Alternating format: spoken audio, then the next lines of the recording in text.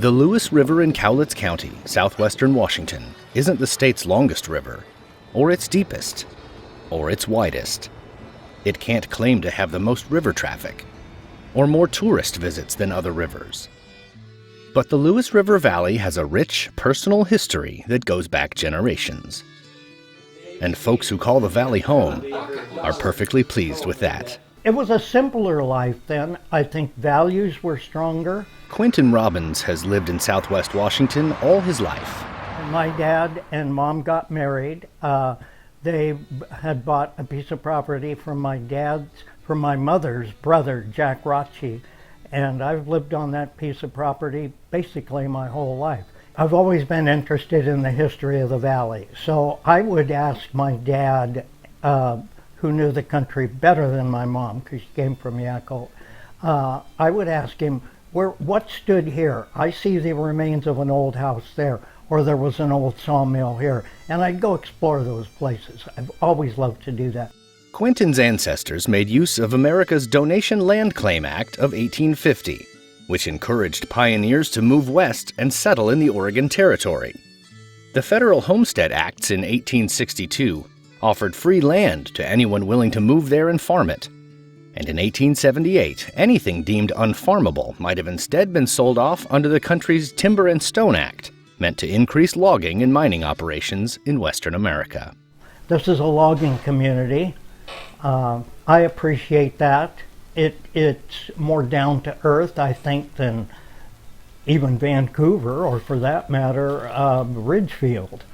The centers may be more down to earth, like Woodland, but it's a simpler community, and I'm more of a rural person at heart. Fellow Southwest Washingtonian Grant Jensen also grew up during the Lewis River Valley's logging days.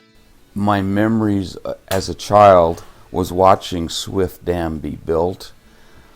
I used to ride with my dad in a log truck, and so my world was seen from a footstool on the floor of an old Kenworth, looking through the passing window on the passenger side, because I was too small to sit in the seat and look out the windows.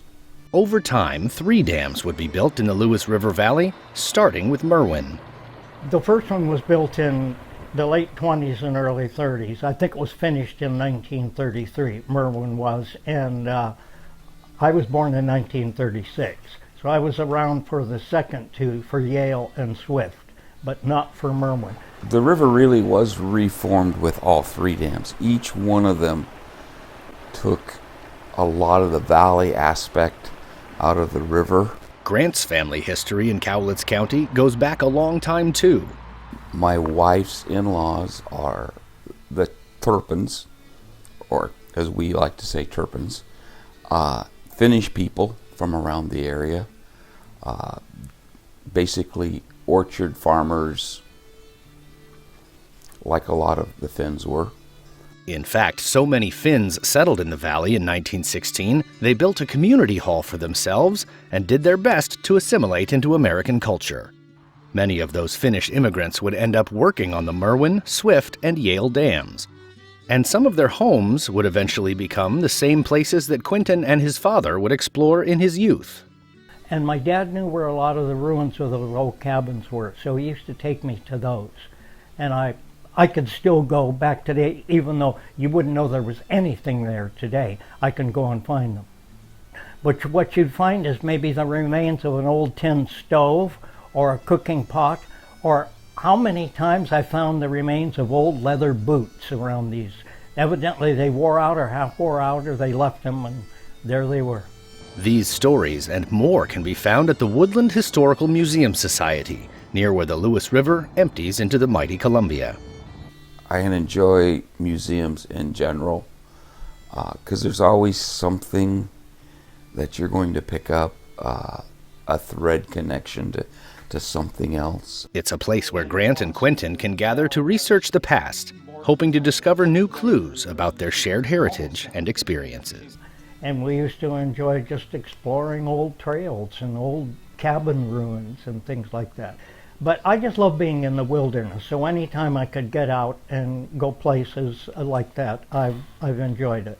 I can remember coming back to Woodland for like Planter's Day or different events, and hearing people complain about the 2 stoplights in Woodland and how long they'd have to wait. And it's like, you really don't understand how the rest of the world worked. And that drew me back. It's like, hey, I could actually enjoy a slower paced life